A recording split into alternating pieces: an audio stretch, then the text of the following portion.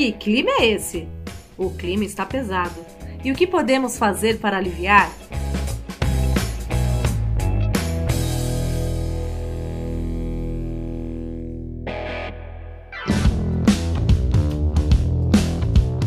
Sejam muito bem-vindos, muito bem-vindas ao podcast Que Clima é Esse? O podcast que fala sobre as mudanças climáticas que já estão acontecendo e como elas impactam o nosso cotidiano. Por que estamos passando por esse climão em várias áreas? Contaremos com a experiência e os relatos da equipe do projeto Semeando Água, uma iniciativa do IP, o Instituto de Pesquisas Ecológicas, patrocinado pela Petrobras, por meio do programa Petrobras Socioambiental, e a presença de convidados que entendem muito do assunto. E não falaremos apenas de problemas, mas também de soluções que já estão sendo praticadas por pessoas, organizações e empresas. E também o que podemos fazer para aliviar essa crise socioambiental. E neste episódio, vamos falar sobre a importância de se conservar o meio ambiente, como trazer de volta ecossistemas e por que eles são essenciais para a nossa sobrevivência e bem-estar. Quais são os serviços que a natureza nos fornece? Qual a importância de se manter florestas em pé e de plantar novas florestas? E o que tudo isso tem a ver com o clima, afinal? Bom, e para falar sobre tudo isso, temos aqui com a gente o Paulo Roberto Ferro, engenheiro florestal, técnico e extensionista do projeto Semeando Água. Paulo, seja muito bem-vindo ao nosso podcast. Olá, eu que agradeço, é um prazer enorme poder estar aqui com vocês hoje para a gente bater um papo. E também contamos com a presença da Maria Otávia Crepaldi, gerente na Palladium, empresa que trata de florestas e uso do solo, presidente da Sociedade Brasileira de Restauração Ecológica, coordenadora do Programa Neotropical Brasileiro da LTAO pelo IP e professora na Escola Superior de Conservação Ambiental e Sustentabilidade, a ESCAS. Ou seja, a Maria Otávia é a pessoa certa para esse programa. Seja muito bem-vinda, Maria. Olá, pessoal. É um prazer estar aqui com vocês. Agradeço o convite e sempre uma honra estar aqui com o Paulo, meu colega de IP e de projeto, falando um pouco sobre o que a gente mais gosta, que é recuperação de florestas.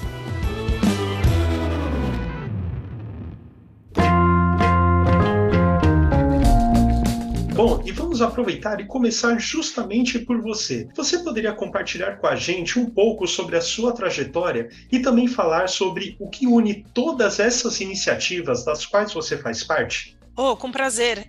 Bom, eu comecei me interessando por botânica já na faculdade, né? Eu já tinha feito estágio e na Universidade Federal de São Carlos, e acho que a disciplina de botânica econômica abriu muito meu pensamento em direção que floresta e recuperação de áreas não é só para fins de conservação, né? Mas também tem condições de uso econômico e retorno, e isso sempre foi algo que eu me interessei. Então, logo no final da graduação, eu comecei a me envolver em projetos de extensão com agroecologia, etnobotânica, agrofloresta, mutirão de plantio que a própria universidade promovia, né, os veteranos, e isso foi muito legal. E aí, então, eu fiz o mestrado na área de etnobotânica, né, que é a utilização de plantas por comunidades tradicionais. Trabalhei com comunidades quilombolas no Espírito Santo e tive o prazer de transitar nessa instituição centenária aqui do Brasil, que é o Jardim Botânico do Rio de Janeiro. E lá tive contato com várias áreas de pesquisa e a etnobotânica estava sendo muito incentivada na época, e isso trouxe cada vez mais essa perspectiva de utilização econômica das áreas de vegetação e o manejo da vegetação nativa por populações tradicionais, que sempre super me interessou, né? E então eu trabalhava no Instituto Ambiental do Espírito Santo, né? Comecei a trabalhar com restauração e com análise dos projetos de recuperação de área degradada, criava normativa, lista de espécies, lista de invasoras. Foi muito bom esse conhecimento técnico aplicado, né? Durante esse período em que eu fui funcionária pública lá, eu acho que eu uni o meu conhecimento de botânica e de etnobotânica na perspectiva da política pública de restauração no Brasil. Então tive esse prazer, né, de tanto ter atuado no mestrado e no doutorado com questões relacionadas à restauração, mas também na prática lá na secretaria, né? E aí logo durante o período que eu estava nessa agenda da secretaria, eu comecei a participar da Rede Brasileira de Restauração Ecológica, né, a nossa REBRE, que começou em 2010, e comecei a participar de vários eventos e reuniões técnicas sobre essa agenda no Brasil com os principais nomes aí da restauração, pessoas que publicam na área desde a década de 80, né? E isso foi muito legal. Acabei também afunilando nessa mesma perspectiva perspectiva de pesquisa com corredores florestais, né, recuperação de áreas para conectividade no meu doutorado. Utilizei muito o apoio e os dados do projeto Muriqui, do Espírito Santo, né? Então, restaurar a paisagem e definir corredores para fauna sempre é um prazer, né? Que você sabe que aquilo está sendo baseado em um diagnóstico da necessidade dessa conexão entre as populações e os fragmentos. Então, é uma ciência bastante aplicada, né? Isso foi muito bacana e obviamente, tratou muito da necessidade de mudança de uso da terra, restauração. E em 2014, a gente funda a Sociedade Brasileira de Restauração Ecológica, vindo dessa articulação da REBRE, né? Eu tive o prazer de ser vice-presidente e agora estou atualmente como presidente dessa sociedade, que tem aí os maiores membros da área técnica da restauração, da pesquisa e da execução. E tive o prazer de trabalhar com muitos guias, de guias técnicos, de manual para recuperação de áreas, projetos de recuperação de áreas e tal. Acho que uma das coisas mais desafiadoras que a gente se dispôs a fazer foi restauração de duna e restinga, né? Lá no Espírito Santo foi um projeto belíssimo e muito desafiador. E agora essa missão, né, de estender em larga escala o plantio de agroflorestas com retorno econômico, né? Então acho que esse é a trajetória aí que me traz para dentro da perspectiva da restauração de florestas, de biodiversidade e até mesmo para mitigação das ações de mudanças climáticas, né? Ah, legal, Maria, muito obrigado. E Paulo, você também poderia compartilhar conosco um pouco sobre a sua atuação no Semeando Água? E aqui eu já quero enganchar uma próxima pergunta, que é o seguinte, né? Nós estamos muito acostumados a ouvir a palavra reflorestamento, mas o termo técnico seria restauração ecológica. Então, depois de você se apresentar, poderia nos explicar o que é a restauração ecológica? Claro, é sempre um prazer poder falar mais sobre isso, né? Então, acho que para dar esse start aí, hoje no projeto Semeando Água e vivendo aqui, né, 3 anos, pude presenciar muitas e muitas coisas e muitos desafios, pensando em restauração ecológica, mas também dentro das várias áreas que o escopo do projeto Semeando Água atua na região. Então hoje nós trabalhamos principalmente, eu e o Gustavo, que é um grande amigo, que a gente trabalha junto na parte de restauração ecológica e no desenvolvimento de sistemas produtivos sustentáveis, né? E juntamente a essa assistência técnica e extensão rural que a gente fala, voltada à conservação para os proprietários rurais da região, né? Basicamente estruturando todo um plano para que a gente consiga, de fato, né, efetuar todas essas ações com o maior prazer sempre, e também com a maior porcentagem de sucesso possível, né? Dentro daquilo que a gente acredita que seja o grande sucesso dessas áreas, né? Então, dentre todos esses desafios, dentre a nossa atuação pelo projeto, a gente encara que é nada mais do que urgentíssimo para falar cada vez mais sobre restauração, trazer cada vez mais modelos de sistemas produtivos sustentáveis e que a gente consiga mudar a forma como as pessoas enxergam a floresta hoje e dessa urgência que a gente precisa de restaurar cada vez mais áreas importantíssimas aí, né, para a conservação da biodiversidade, né? E aí, sobre o termo, é engraçado porque existem várias terminologias, né? Muitas pessoas devem escutar pelo menos umas 5, 6 palavras aí que de algum modo se refere, né, à restauração, ao reflorestamento. E acho que tem alguns pontos. Um é que a gente sempre precisa ponderar com qual público, com qual ator social, né, dentro desse elo que a gente está trabalhando, que a gente está falando, dialogando, né? Dependendo desse público, por mais técnico que o termo possa parecer, na verdade não pode gerar a compreensão que a gente deseja. Então a gente acaba simplificando o uso de algumas palavras. Mas quando a gente pensa, né, em reflorestamento, a gente está ponderando trazer novamente uma estrutura florestal a um lugar que era floresta. E quando a gente pensa em restauração florestal, particularmente falando aqui para a nossa região de atuação, mas em restauração ecológica, a gente quer trazer de volta, né, os serviços ecossistêmicos que a natureza nos presta para aquele local, para aquela paisagem. Então, basicamente, quando a gente pensa em restauração ecológica, a gente está trabalhando vários e vários aspectos que não só ter uma estrutura florestal ali. Então, a gente quer trazer fluxo gênico, então a gente quer ter a passagem da fauna, a gente quer ter dispersão de sementes, a gente quer ter uma uma floresta conectada e funcional, e a gente quer ter uma paisagem conservada. Ao passo que quando a gente fala em reflorestamento, pode submeter, em muitos casos, às vezes, a um plantio homogêneo de uma espécie, né? Como a gente tem no Brasil, a maioria hoje, eucalipto, né? Corresponde a quase 80% de área de floresta plantada, né? Então, vale sempre dissociar, né? Quando a gente está falando em um aspecto mais técnico, mostrando nosso trabalho em campo, falando aqui com vocês hoje, né? Mas nem sempre é possível aprofundar tanto no termo. Então, a gente busca simplificar, mas sempre deixando claro que tem essas diferenças, e é muito importante que a gente olhe sempre, né, para a restauração ecológica, fator decisivo para as nossas ações. Perfeito, Paulo. Maria, o Paulo deixou muito claro nessa explanação que restauração não é apenas plantar árvores, né? Tem muito mais coisas envolvidas. E por isso eu gostaria de saber de você, Maria, quais são as etapas e os custos envolvidos em projetos de restauração ecológica. Você pode comentar um pouco, por favor?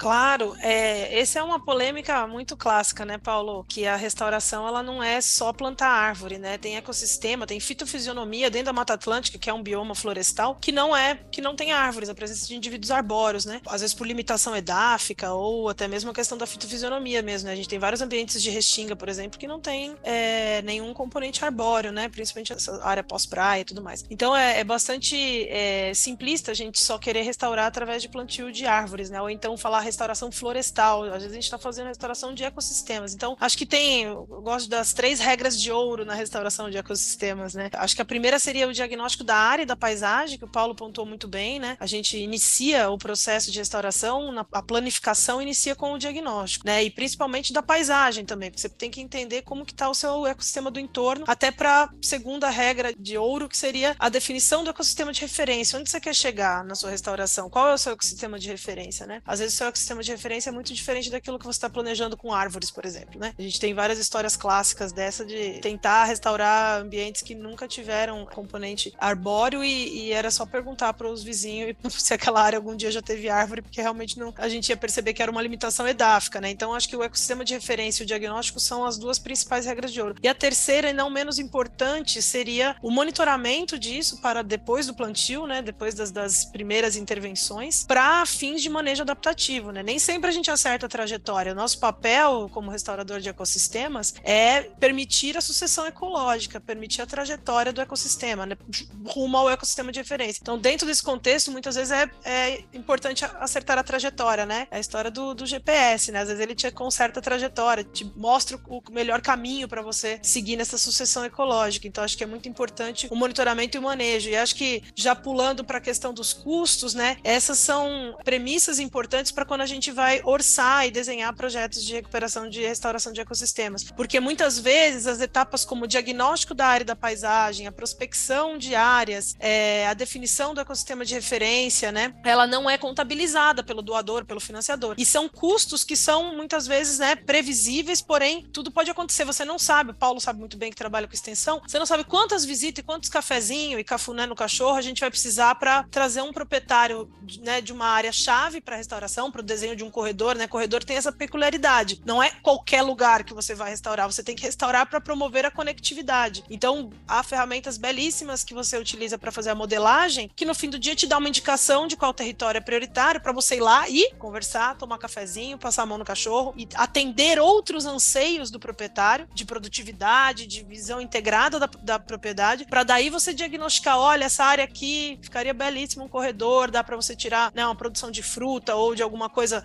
semente, coisas que você pode ter retorno econômico com um ecossistema arbóreo, né, que às vezes é diferente do que ele lida, às vezes ele tem um pasto, às vezes ele tem uma agricultura anual ou monocultural, e você fazer esse envolvimento, né, que eu não diria nem convencimento, não é convencer, né, é envolvê-lo no projeto, e aí sim você conseguir aquela área que você teve lá como alvo na sua modelagem computacional para corredor. Então, assim, o diagnóstico, a definição do ecossistema de referência, o planejamento dos objetivos e principalmente uma execução extremamente que cumpra as normas técnicas e as boas práticas de salvaguarda socioambiental. Isso é bastante importante, né? Muitas vezes eu já prestei serviço para grandes companhias e que levam isso extremamente a sério, porque são exigências legais, normativas, que muitas vezes a gente nos projetos voluntários, nos projetos que a gente faz com pequenos agricultores, a gente também tem que atentar. E é muito difícil porque encarece o projeto, né? Cumprir as NR trabalhista, contratar todas as pessoas, mesmo os temporários, de forma certa, judicialmente, prevendo, né, os benefícios legais que a pessoa tem direito nesse tipo de trabalho. Enfim, isso encarece o projeto. E, obviamente, manutenção pós-plantio e monitoramento e manejo adaptativo, esse, então, muitas vezes o doador nem está interessado. Não, já plantei, para que eu... Agora, é interessante, porque, para mim, eu faço uma alusão quando eu tenho que vender esse tipo de projeto mais completo, para entender por que a gente precisa monitorar por 3, 4 anos. É assim, você coloca um filho no mundo e você coloca ele no berço e tá tudo bem? É a mesma coisa, eu colocar uma planta no berço, tá tudo bem? Não. Vai chorar lá de 3 em 3 horas, vai precisar comer. A planta é a mesma coisa. Numa escala muito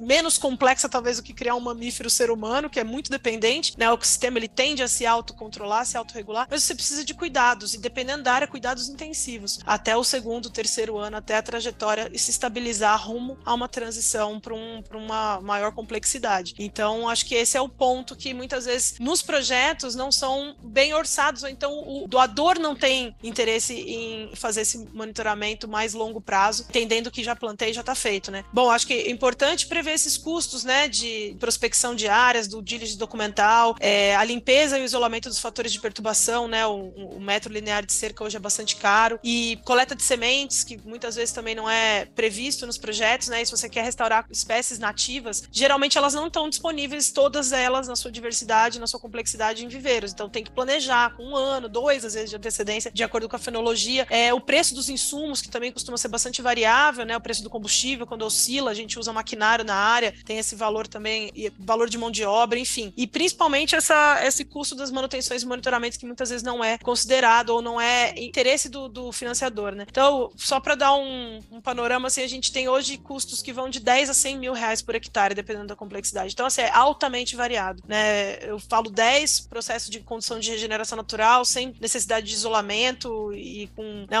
uma capacidade de regeneração muito alta, seria mais barato, e uma área degradada por mineração ou por qualquer outro evento catastrófico, que você teria que fazer reafeiçoamento de solo, terraplanagem e tal, é uma área que fica por volta de 100 mil reais, considerando todas as normativas trabalhistas, ambientais, etc. Então, é bastante custoso, né? Por isso que a gente tem que atentar e tentar, né, baratear esse custo através de escala. Perfeito, Maria. Muito obrigado pela resposta. E agora, jogando a pergunta para o Paulo, indo um lado de uma prática, né, de uma vivência prática.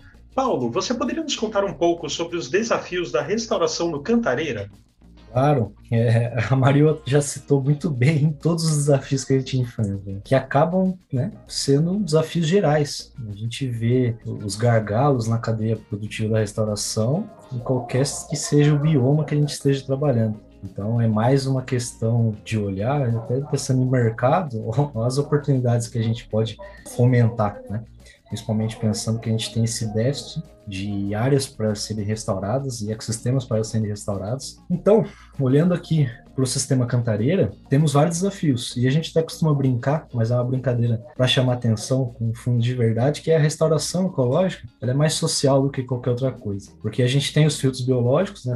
A gente tem os filtros ecológicos, então se é área pública, tem um risco de incêndios, tem um risco que a gente não sabe quem são as pessoas que frequentam, se são áreas particulares, muitas vezes o proprietário não dá muita atenção àquela área, acha que não é importante, ou deixa os animais andarem livremente, né? Não tendo essa visão da conservação para essas áreas, do quão importante elas são do ponto de vista de recarga hídrica, por exemplo. Então, a gente lida com vários fatores, vários aspectos. Aqui a gente tem problemas de declividade enorme, então isso reflete que muitas vezes a nossa mão de obra não consegue ser, né, totalmente mecanizada, né? Isso no ponto de vista de ganho de escala, é um problema. A gente precisa enfrentar vários buracos, vários morros aí para conseguir plantar uma muda, por exemplo, em determinadas situações. A gente tem esse risco de incêndios, porque, querendo ou não, parece que é uma coisa cultural no Brasil, mas a gente sempre vê também, né, a questão dos incêndios como uma prática de limpeza, né, e entre aspas, essa prática de limpeza. A invasão por animais, né,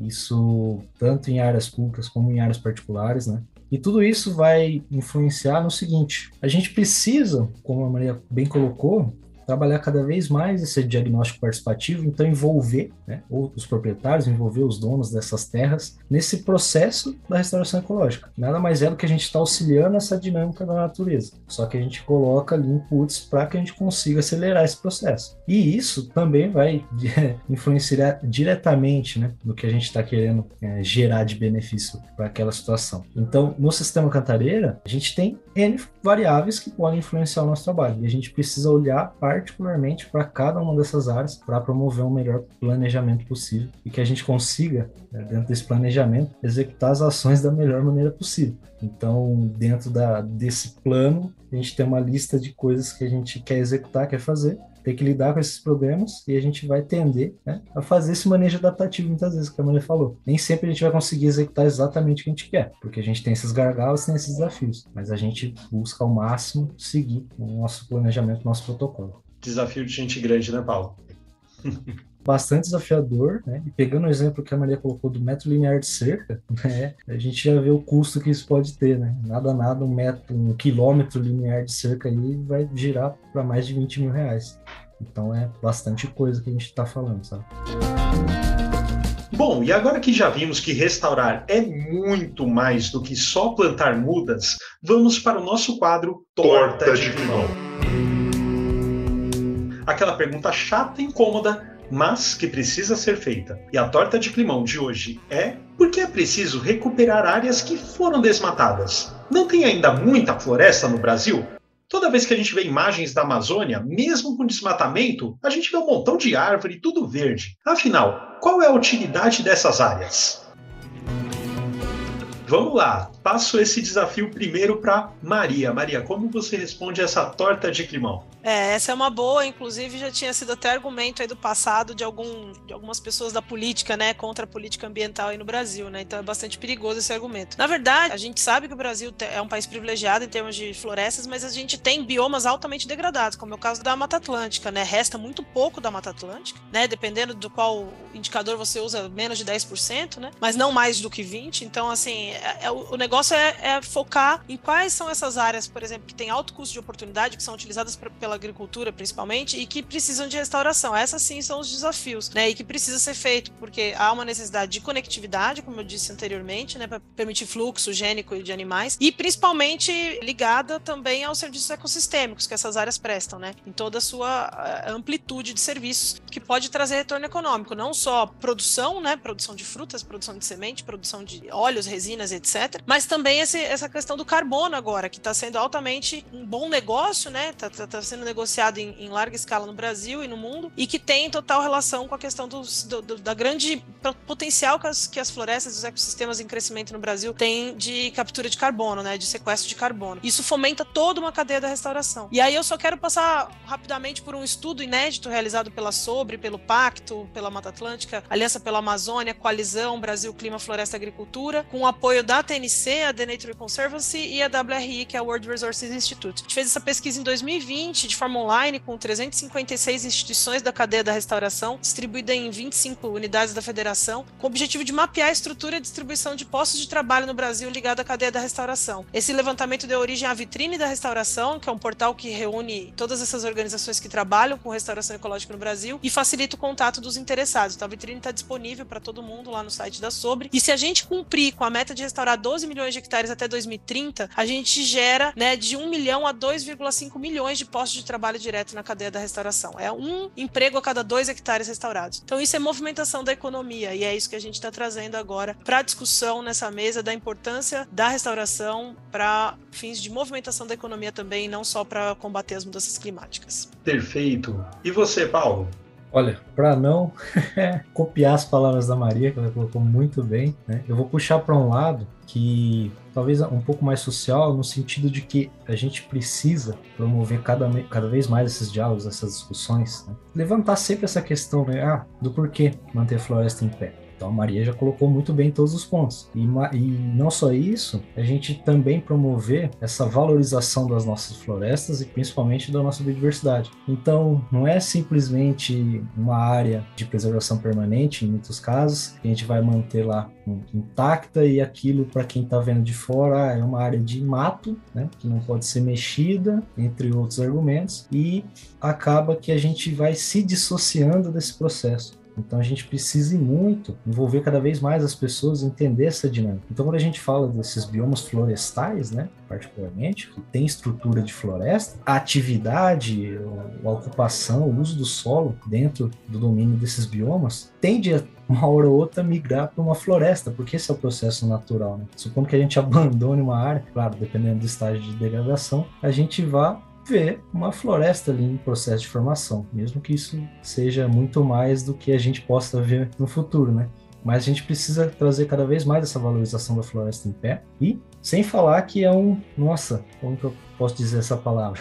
Uma oportunidade enorme da gente entender cada vez mais o potencial sociocultural, econômico e ambiental que a nossa biodiversidade tem, como a gente pode explorar isso, cada vez mais entender essa dinâmica, né, da floresta, trazer cada vez mais para o cotidiano das pessoas, mesmo as que vivem em grandes centros, que nós temos produtos que têm a mesma funcionalidade, o mesmo sabor, o mesmo aroma de muitas coisas que já crescem naturalmente aqui. A gente não precisa ficar trazendo tudo de fora, né? É exemplo de como foi o contexto de colonização, né, e formação do país. Então acho que é só deixar esse ponto, para complementar aí a fala da Maria, que trouxe super bem. Perfeito, Paulo. Muito obrigado.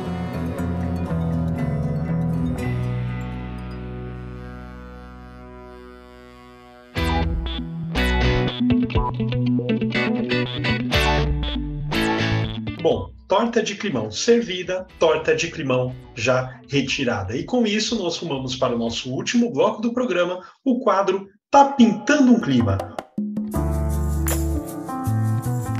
onde falaremos sobre ações e exemplos para deixar o clima mais envolvente.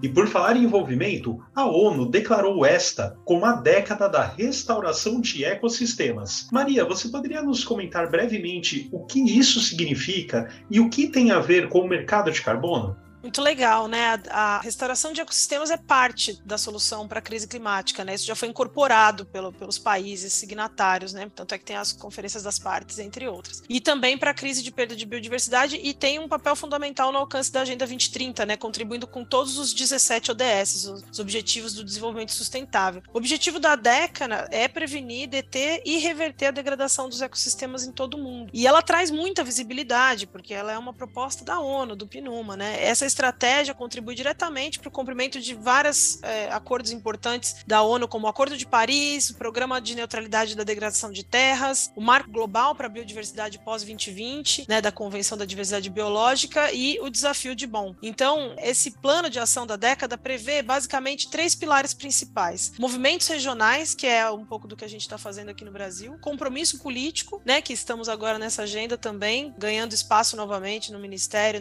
e nas políticas públicas de restauração no Brasil, e o desenvolvimento de capacidade técnica, que é fortalecimento de capacidades, né? Então, essa parceria da Sobre com o PNUMA para a década contribui para esses 3 pilares. A gente está, então, atuando como os principais atores nacionais para capilarizar essas informações de restauração na sociedade. E no segundo pilar, a gente também tem uma atuação importante na agenda de restauração brasileira, né? Pautando questões estratégicas, não só através de publicações e notas técnicas, mas também através de posicionamentos junto aos principais coletivos. E no terceiro pilar, a gente acabou de lançar um programa nacional de formação inicial e continuada em restauração de ecossistemas da Sobre, que é um espaço de referência para a integração e disseminação de conhecimentos da restauração de ecossistemas no Brasil. Então, essa é a importância da década, né? Trazer toda essa visibilidade, essa articulação em âmbito internacional. Bom, Paulo, depois de tudo isso que a Maria falou, vem agora a pergunta de milhões, tá? É uma pergunta que tem uma resposta simples e complexa, que seria, afinal, quanto tempo leva um processo de restauração? A pergunta, a resposta, na verdade, simples e complexa depende. Então, é difícil pensar nessa resposta quando a gente está olhando para várias coisas ao mesmo tempo para que a gente consiga, de fato, planejar as ações, né? Então, pensando aí um viés de compensação ambiental, quem precisa fazer, tem essa pendência jurídica, o quanto antes fosse processo, melhor para eles, né?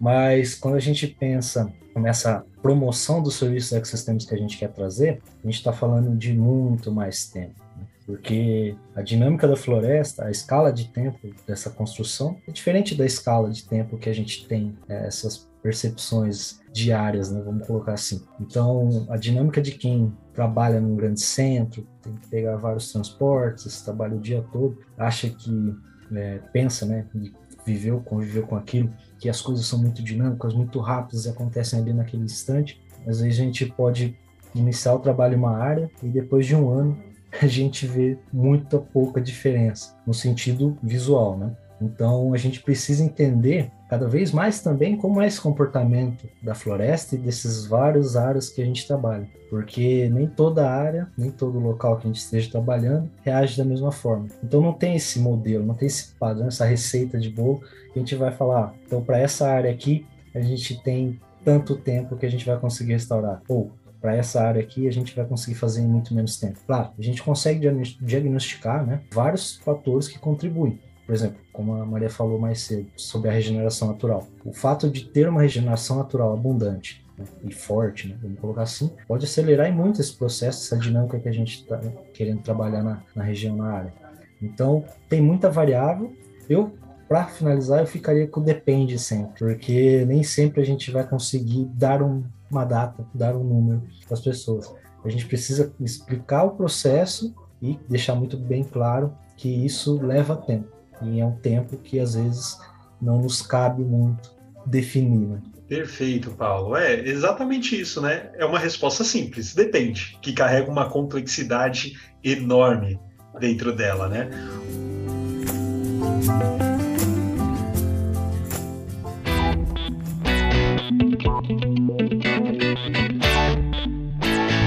Bom, agora indo para a última pergunta para Maria. Maria, quais experiências e boas práticas você poderia compartilhar com quem está nos ouvindo agora?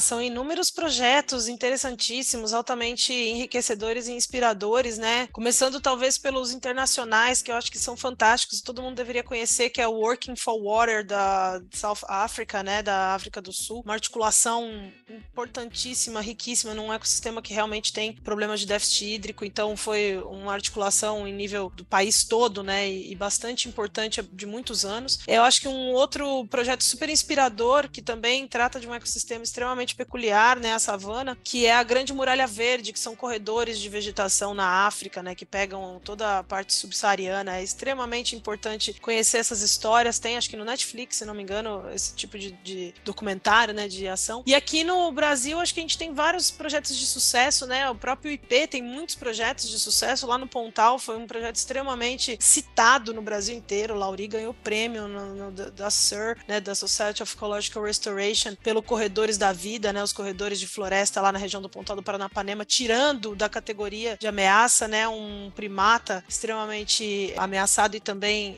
regional, né, endêmico de uma certa região. Então isso trouxe um retorno muito, muito interessante. É um projeto lindíssimo, todo mundo tem que conhecer. Acho que tem alguns projetos do Instituto Terra, né, lá do Sebastião Salgado, que tem um antes e depois bem legal para todo mundo conhecer, apesar de terem algumas lições aprendidas com esse projeto, né, principalmente a utilização de algumas espécies que hoje se tornaram espécies que precisam de manejo, mas enfim, eu acho que foi riquíssimo esse aprendizado. O Pacto pela Restauração da Mata Atlântica tem, para quem gosta de antes e depois, eu adoro antes e depois. Para mim, tudo deveria ter esse registro do antes e depois, porque isso impacta muito as pessoas, né? E o Pacto pela Restauração da Mata Atlântica, no Instagram, tá fazendo uma série de antes e depois. Vale super a pena olhar, né? E aí eles descrevem qual que é o projeto, qual que é o contexto, quantos anos se passaram entre uma foto e outra. É bem legal. E acho que tem alguns projetos com retorno econômico, como esse projeto que a gente está fazendo com o Fundo Vale, né? De sistemas agroflorestais em larga escala no Brasil, mas larga escala mesmo, são 100 mil hectares de recuperação de áreas com sistemas com retorno econômico. Isso é um desafio enorme, tanto na cadeia da prospecção de áreas, regularização fundiária, elegibilidade para carbono, né, tempo do desmatamento, a questão da cadeia de sementes mudas e insumos, que sempre é desafiador em escala, a venda disso em escala, né, quem são os off-takers, quem são os compradores, vamos plantar óleo de macaúba, quem compra? Será que a Natura está interessada? Será que a Cargill vai comprar para substituir o óleo de palma, enfim, são várias incertezas dos produtos nativos que ainda não tem esse mercado ganho dentro do Brasil, mas que tem todo um potencial para que isso aconteça. E a gente precisa da natureza para prosperar, não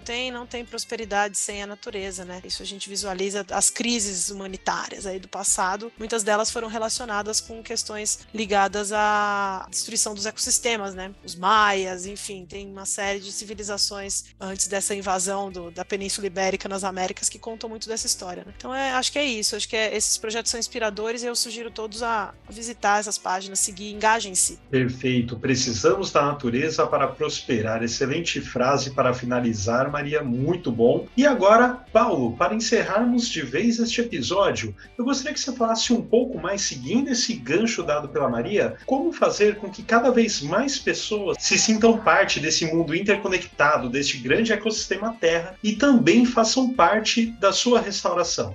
Bem, primeiramente eu convido todas as pessoas aí a conhecerem mais sobre, por exemplo, esses projetos que a Maria citou, e também convido quem quiser conhecer mais a fundo o projeto Semeando Água, aqui na região do Sistema Cantareira. A gente está sempre de portas abertas para receber o pessoal e mostrar um pouco do nosso trabalho. E eu acho que um dia de campo, como a gente sempre faz com financiadores, com pessoas que nos visitam, é muito legal para fazer com que essa conexão, né, com o meio ambiente seja cada vez mais curta, né? Até chegar a um ponto de ser intrínseca às pessoas. E o porquê disso? Eu acredito que um dia de campo com as pessoas que nos visitam, né, financiadores, proprietários rurais, né, com a gente, né, e a gente conseguindo mostrar um pouco do trabalho, né, mostrando a importância de se restaurar, a importância de ter floresta onde é para ter floresta, o quanto isso impacta diretamente na provisão de água, ainda mais pensando no sistema Cantareira. A gente trabalha aí numa importante região de manancial, né, dos maiores sistemas de abastecimento